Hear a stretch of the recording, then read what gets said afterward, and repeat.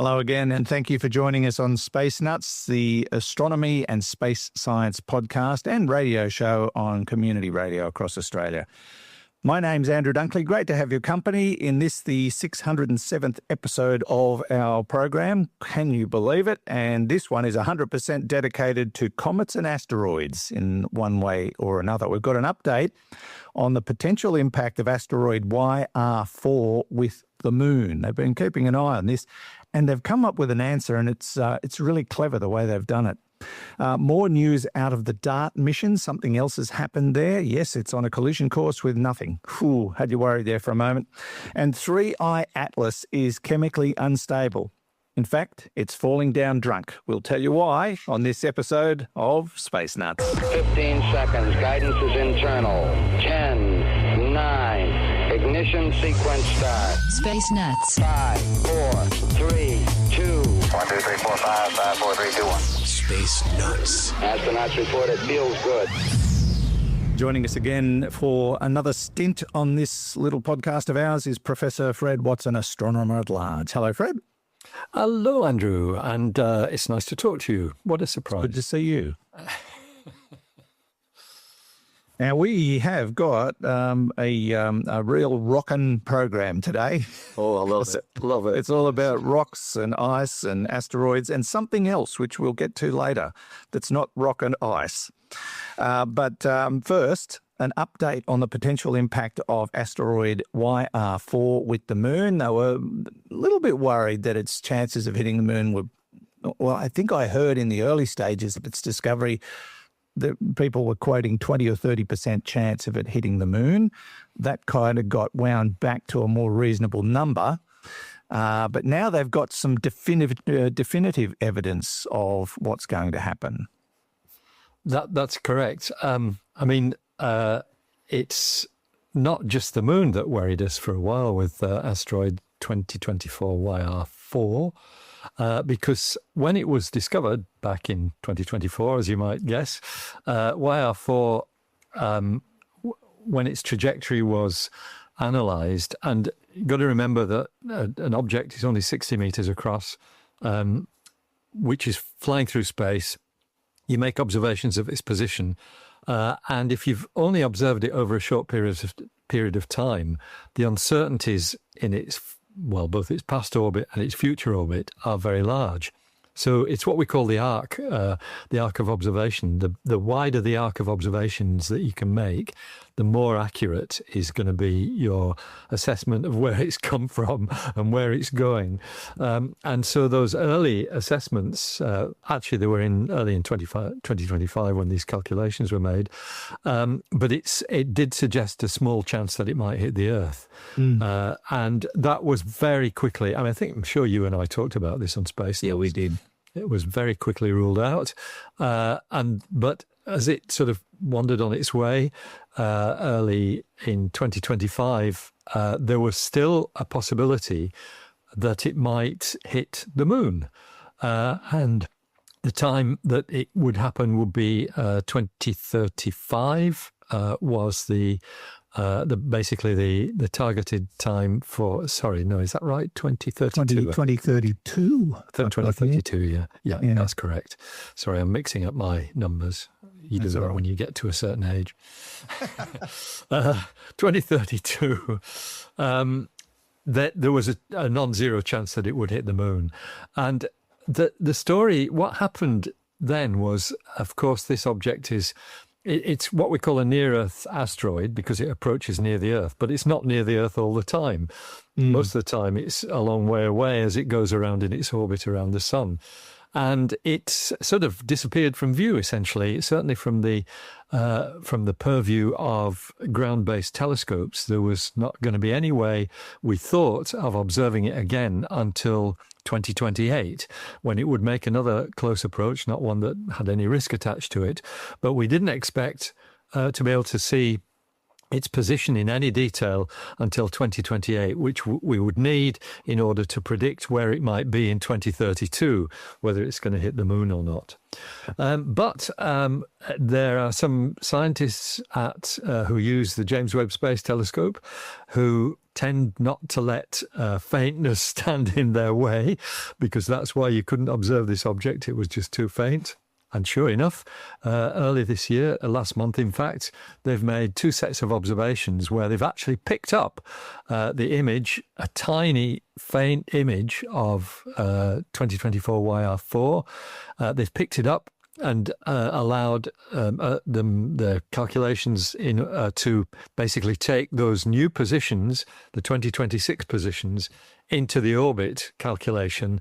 And what they've done is they've ruled out any possibility of it hitting the moon. So that's an unexpected story for us. I didn't think we'd be talking about this again until 2028. But no, we've talked about it in 2026, and the Webb telescope has come to the rescue. Some people are disappointed, Andrew, because they are. An asteroid hitting the moon, especially if you know when it's going to happen, and you would know where it was going to happen as well, could have produced some quite interesting pyrotechnics. It would allow spectroscopy, which would tell you a little bit about the asteroid's makeup, as well as the makeup of the lunar regolith and the lunar terrain that it smashed into. But that's not going to happen. And so for anybody like astronauts who might happen to be hanging about on the moon in 2032, and there may well be both Chinese taikonauts and Western astronauts on the moon by then, that will be a great relief, I'm sure. Yes. You don't really want a mission interrupted by a piece of rock and ice. What could you, if it did hit the moon, let's just play that card for the moment, and you were looking at it at the time, would you actually see it with the naked eye or with a telescope? I don't think you would with the naked eye, but you certainly would with telescopes, and even maybe a relatively small telescope. We've known, certainly since the 1950s, that rocks do hit the moon, and often these are ones that are much smaller than the 60 meters of YR4. It's for a long time. I remember, when I was first getting into astronomy in the 1950s, that people talked, and in particular Patrick Moore talked about these, what were called TLEs, transient lunar events. And there were flashes, basically, that amateur astronomers kept reporting. So every so often there'd be something, they'd be looking at the moon through a telescope, and suddenly there'd be a flash. And for a long time, it was not known, really, whether this was due to some sort of residual volcanic activity on the moon, or whether it was impact of asteroids and large meteorites. And it was really, once we'd seen the Apollo results and got to know the moon a lot better because of the Apollo missions, that it was deemed to be impacts that caused these transient lunar events. And so it would certainly be a 60-meter object hitting the moon is quite significant. And that, I don't think it would be naked eye visibility, but you probably wouldn't need that big a telescope to be able to see it. Wow. And so, interesting. Indeed. And especially, especially if you could predict when and where it was going to happen, you'd have all the amateur astronomers in the world on that side of the Earth facing the moon, with their eyes glued to the telescope. Yeah. Now, just need you probably to explain how this works, but the scientists using the James Webb took images 8 days apart. Is that, that's obviously significant, because then they get a straight line observation? Is that how it works? No. What happens is, in fact, even just one of those observations would have been invaluable. 2 is devastatingly invaluable. It makes it, it increases your accuracy even more. Because what they do, they'd combine those new observations with what we knew from its orbit, the last, when we observed it in 2024, 25. So what you've suddenly got is the arc of observation might just have been a few months at the end of 2024, early 2025.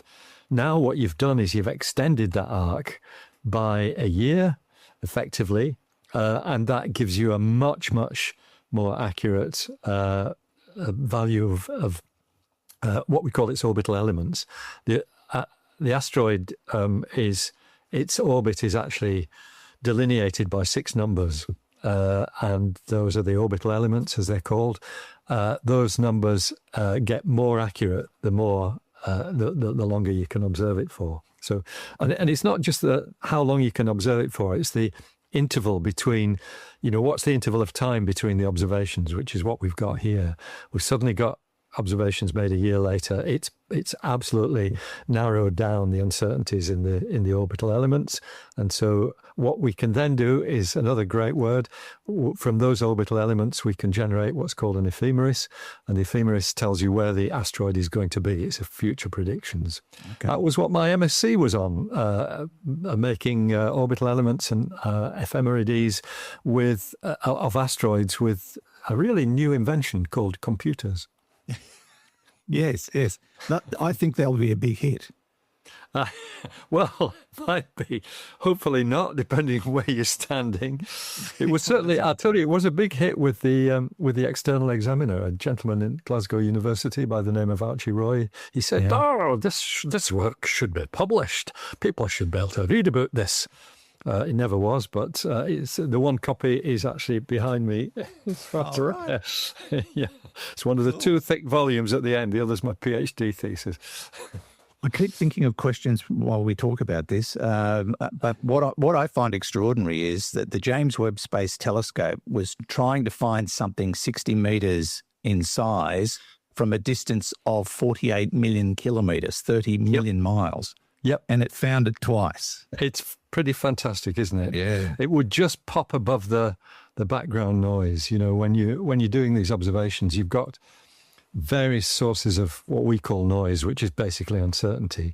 And these are probably very close to that noise level, but it's just shown up enough that gives them what we call a 3 sigma certainty. It's, that's a level of certainty that you need. It's just a technical term for the statistical analysis that's being used.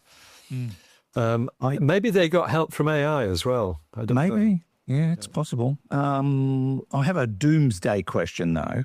Great. And we're going to talk about the DART mission next because there's new information about that deflection test. But when do you intervene? Like if we left it a couple of years because James Webb couldn't find it and then we realised it was going to hit Earth or something to that effect, when is it too late to intervene?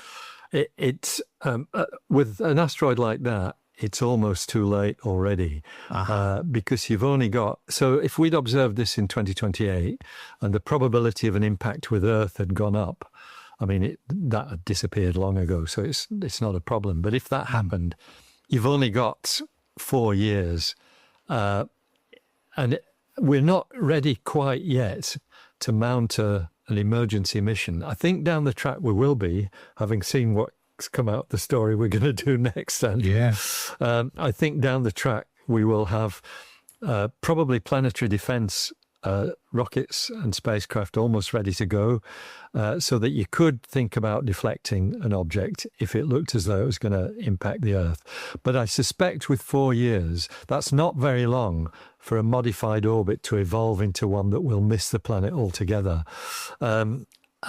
I think what would happen would be you'd mobilise civil defence resources, because you'd probably quite quickly get an idea where the collision was going to be. You'd have a circle of uncertainty, but you would know roughly where it was, which side of the planet was going to be facing it. And a 60-metre object, I mean, it's probably twice the size of what exploded over Chelyabinsk in 2013. We know that caused structural damage when the shock wave hit the ground from 30 kilometres high, and it was the broken glass that caused all the injuries. Nobody died, but people did get injured. Yeah. And if you knew something like that was going to happen, then you'd get the people out or get them in bunkers or whatever, because that would be the most likely scenario, an airburst. It may be what happened at Tunguska, actually. Yes. There's been 108. I think the latest theory is it was actually a atmospheric graze rather than an impact, and caused explosion downwards. Yeah. Radiating out. The images from that are incredible. You can look them up. All the trees. Yeah, just flattened. Unbelievable. Yeah. If you would like to read about the latest observations regarding asteroid 2024 YR2, you can go to the scienceblog.com website, or you can go to the ESA website where they've published the findings. This is Space Nuts with Andrew Dunkley and Professor Fred Watson. Let's take a break from the show to tell you about our sponsor, NordVPN. Now, if you've ever felt like your online privacy is slipping through the cracks, then you're not alone. Hackers, scammers, harvesters, they're all out there trying to get your private info, whether that's your passwords or your personal details to sell on the dark web, or to use themselves to access your bank accounts, credit card details, and who knows what else. But you can protect yourself with NordVPN. You can take control at home, or more importantly, when you're out in public using free Wi-Fi. Right now, using the exclusive Space Nuts offer, you can receive 4 extra months for free on a NordVPN.com plan. NordVPN encrypts your internet connection, hides your IP address, and offers access to over 7,700 servers around the world. Plus, with features like Threat Protection Pro, MeshNet, ultra-fast speeds via NordLinks, your digital life stays private and efficient. So don't miss out. Visit nordvpn.com/spacenuts and enter the code SpaceNuts to claim this deal. Remember, there's a 30-day money-back guarantee, so it's risk-free to try. Stay safe, stay private, and browse with confidence. That's nordvpn.com/spacenuts. I believe that this nation should commit itself to achieving the goal before this decade is out of landing a man on the moon and returning him safely to the Earth. Space Nuts. Well, we said we'd talk about it, and we're going to talk about it. The DART mission. I think we should start by kind of just revisiting what that mission was all about and why. Well, we know why, to see if we could move something that may hit Earth one day off a bit so that it missed us. I probably just explained it. But, this was 4 years ago, wasn't it, Fred? Indeed, it was. That's right, 2022. It was September? I can't remember. Good question. I think it's about then. A really, really clever experiment conducted by NASA and a team of project scientists. What do you do to test whether you can move an asteroid? What you don't do is slap something into an asteroid and see whether you can change its orbit around the sun. And that's because the orbits of planets, asteroids, and comets, actually, as well, are very, very stable. It's quite hard to change them because you're talking about, lots of rather large forces, gravitational forces and things like that. So what they did was they said, okay, we won't do that. What we'll do is we'll find an asteroid with a moon, and we now know there are a lot of those, and they chose an asteroid called Didymos, if I remember rightly, about 0.5 kilometre across, which had a little moon called Dimorphos, which is about, I think, 170 metres is the figure that comes to mind. This little moon that goes around Didymos once in, I've got a feeling, remembering it was about 11 hours, its orbital period. So you smash something into the little asteroid moon, and what you then look for is how the orbit of the moon around its parent body, in other words, the orbit of Dimorphos around Didymos, how that changes, because something on that scale is much easier to change than the orbit of an asteroid around the sun. And as we all know, it was incredibly successful. The orbital period of Dimorphos, I think it was reduced by, was it 33 minutes? I think was the figure. If I remember rightly, the DART spacecraft, I'm remembering these numbers from the last time we talked about it, Andrew. I think it was 3 tons, I think, thereabouts, hit Dimorphos at 6 kilometers per second caused a huge plume of data. A huge plume of debris, not data. Lots of data as well, but debris too. And that was all, in fact, visible from Earth as well as from things like the Hubble Space Telescope. So it was an experiment that was well devised, well set up, and had excellent results. It did it did better than what the mission scientists hoped. And the reason why it did better was because there was a much bigger effect. It's when you hit something at 6 kilometers per second, everything's vaporized. The surface that you hit, which is actually a rubble pile, but the surface you hit is vaporized, as is the spacecraft itself. And that vapor acts like a rocket exhaust. So it's not just the nudge that you get from knocking something weighing 3 tons into an asteroid. It's also the sort of exhaust effect that comes from that as well. So that was what was very hard to quantify. We didn't really know what that would be, but it was enough to make a significant difference. So that's the backstory, Andrew. Yes, and you were right. It was the 26th of September 2022. Okay, great. Yeah. Do you want to just check the mass of the Dart impactor while you're looking there? So, all right. Correct if I've said it wrong. I said 3 tons, but I might be wrong. I can't remember. Okay, I'll do that. But I guess we could move on to what's actually happened now. They've done more analysis, and something spectacular has happened as a consequence of that event 3.5 years ago. And the way it's happened is neat as well, because what you're looking for, if you're looking at the way an asteroid orbit changes, you're looking for incredible precision in space. And there are limits as to how precise we can get those measurements using telescopes. It's all about the position in space of the object. The telescopes are great at that, of course, but there is a better way for asteroids, and that is to use occultations. And an occultation is when an object like an asteroid passes in front of a star. And you can predict this is going to happen. So what you do is, for an object that's only 170 meters across, which is the size of Dimorphos, you've got, what you do is you space astronomers along a line who are observing, and because you're not quite sure where the shadow of the asteroid cast in the light of the star is going to fall. But with telescopes, what you can do is you can see the dip in a star's light as the asteroid passes in front of it. It's what we call an occultation. And if you've got enough observers on the ground, it gives you a much higher level of precision as to where in the sky that asteroid is. And so that process was carried out, I think, last year. So that means that you've suddenly got very, very accurate measurements of the position, not just of Dimorphos itself, but also the parent asteroid, Didymos. In fact, I think it might be Didymos that was used for the occultation. And so the bottom line is that, lo and behold, the impact didn't just change the orbit of Dimorphos around Didymos. It changed the orbit of the whole system, the pair of them, around the sun. And that is the first time, one of the nice quotes in one of these articles, it's the first time a human-made object has measurably altered the path of a celestial body around the sun. That's in a NASA statement.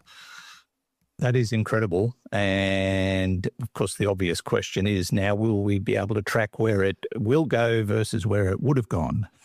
Yes, and indeed that's already happening, because there'll be further observations. And it's the same as we were just talking about in regard to YR4. The longer the arc of observations you've got, the more accurate your knowledge of its orbit. Now, the change in orbit is not much. I can't remember how many days. I've got the paper in front of me, actually, the main paper. It doesn't actually give us the orbital period of the pair around the sun, but they've changed that orbital period by, wait for it, 0.15 of a second.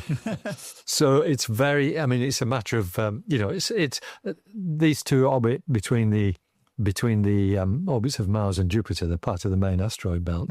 So their orbital periods are probably measured in sort of thousands of days, or at least high numbers of hundreds of days.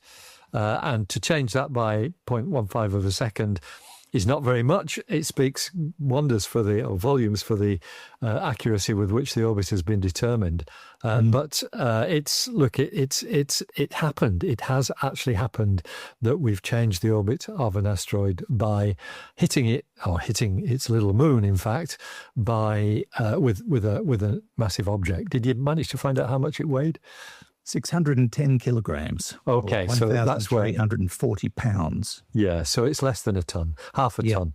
Yeah, I apologise for 3 tons. That was a number from something else. I reckon if they could have got 3 tons up there, they would have used it. They would have done, yeah. But that makes it even more spectacular. You know, something weighing less than a car, clouting the moon of an asteroid, can change the orbit of that asteroid and its parent body.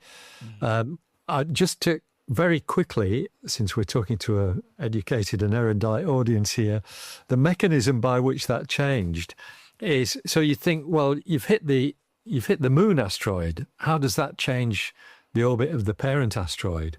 And what it does, hitting the moon asteroid, gives you a slight change in the position of the barycenter. And that's the center of mass of the two objects, their center of gravity combined. And it's that has changed its orbit. It's the barycenter, which of course includes both of the objects. The barycenter is representative of both Didymos and Dimorphos because it's the center of mass between them. So changing the position of the barycenter, or the orbit of the barycenter, essentially changes the orbit of the asteroid, which means that would something like that threatening the Earth, and you had enough years down the track for its orbit to evolve so that it would miss the Earth, that might be a way to do it.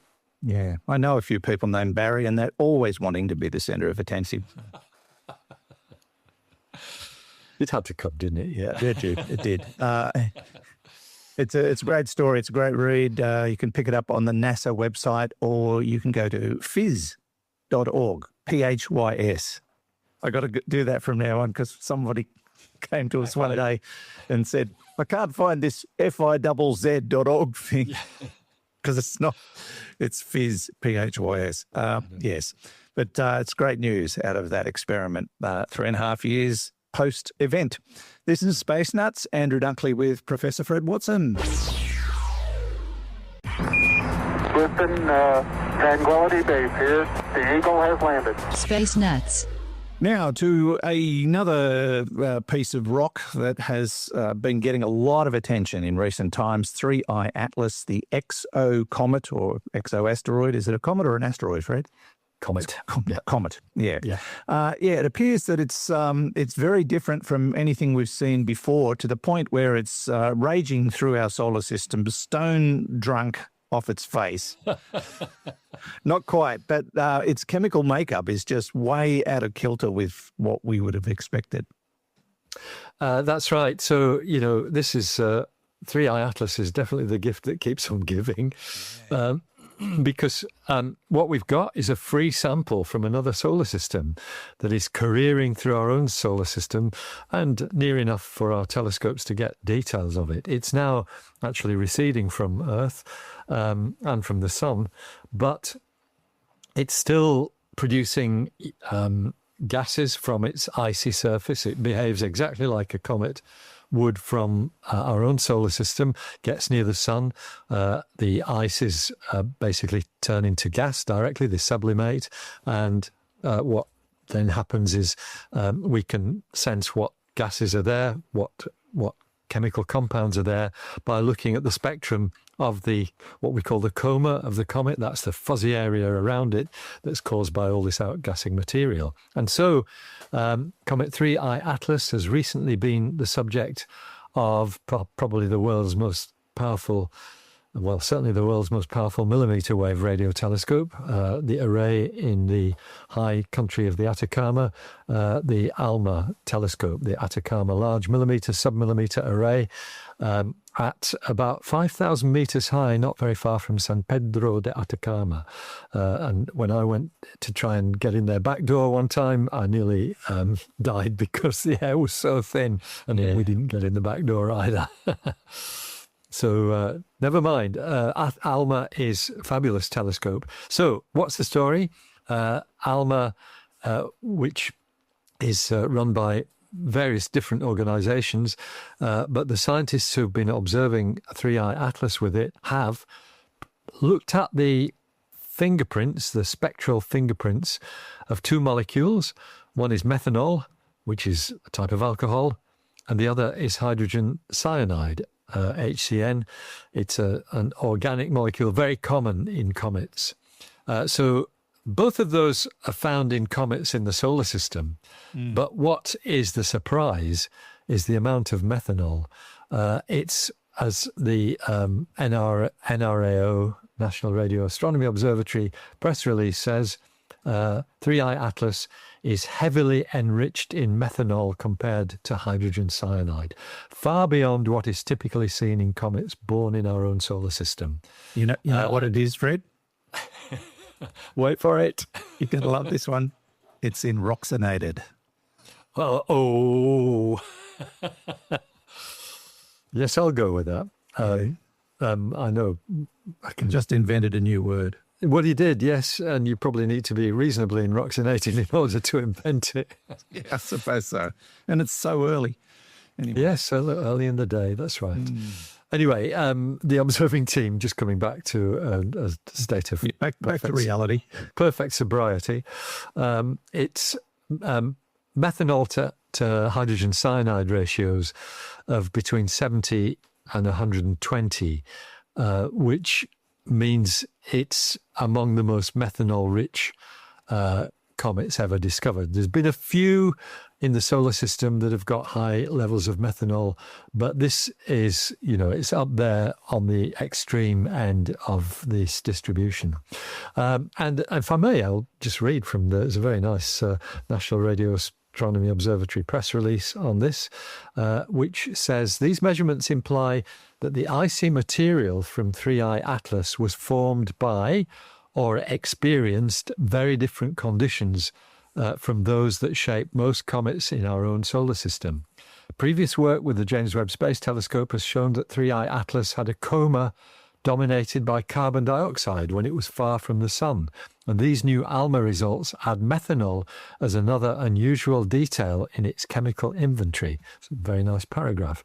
So it is unusual. It's an object that shows all the characteristics of a comet, but we're seeing all the extremes. And maybe that shouldn't surprise us because we do know it has come from somewhere else, not our own solar system. Which prompts the question, does that mean where it's come from might be quite different to our system? Yeah, yes, that's right. It could, it would certainly lend credibility to any idea that chemical ratios within other solar systems are not necessarily what we find here in our own solar system. In other words, there could be quite different chemistry going on, particularly in the early history of those solar systems. We think a lot of these compounds, like methanol and hydrogen cyanide, we think a lot of these are formed very early in the history of a solar system. In the cold of space, atoms combine together to form molecules. And we know that there's a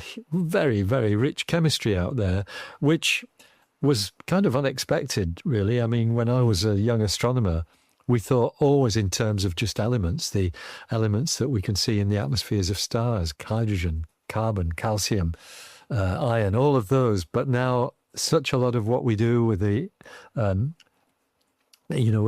arsenal of wonderful astronomical instruments that we have today, we can look at the chemistry of these things, the actual chemical reactions that go on in the laboratory of deep space. Yeah. Something you don't know about Fred is he's been in astronomy so long that he got in trouble at school once for throwing an apple at Isaac Newton. So, true story. Yeah. I got the cane for that. But Yeah, I got the cane a lot at school too, but not for throwing apples. I did throw a sandwich at a teacher once, but I was egged on to do that and I fell for it. was it Very silly? silly. No, I can't remember what was on. Probably something hideous that I ate when I was a kid. If you're egged on, it must have been in it. Then Yeah, it was a very silly move, and I'll always regret it. Okay, so if you want to read about that, what constitutes a rather drunk rock in space, you can go to the National Radio Observatory website where they've published their findings. And Fred, that brings us to the end. Thank you so very much. it's a great pleasure, Andrew. Always good to chat, and we'll see you again next time. We will on a Q&A edition. Fred Watson, Professor Fred Watson, astronomer at large, joining us every week, twice a week, in fact, for Space Nuts. And if you would like to visit our website, please do. One thing we could use for our Q&A episodes, audio questions. We are desperately short of them. There's some weird quirk that at the beginning of every year, they dry up, and we don't know why that is an anomaly. But it is a thing. But if you go to our website, spacenutspodcast.com, and click on the Ask Me Anything tab at the top, it's just labelled AMA. You can send us your questions or comments. We welcome them. Don't forget to tell us who you are and where you're from. And thanks to Hugh in the studio, who couldn't be with us today because he went out on a bender last night and got inroxicated. Boom, boom. And from me, Andrew Dunkley, thanks for your company. See you on the next episode of Space Nuts. Bye-bye. Space Nuts. You've been listening to the Space Nuts podcast. Mission complete, Houston. Available at Apple Podcasts, Spotify, iHeartRadio, or your favourite podcast player. You can also stream on demand at Bytes.com. This has been another quality podcast production from Bytes.com.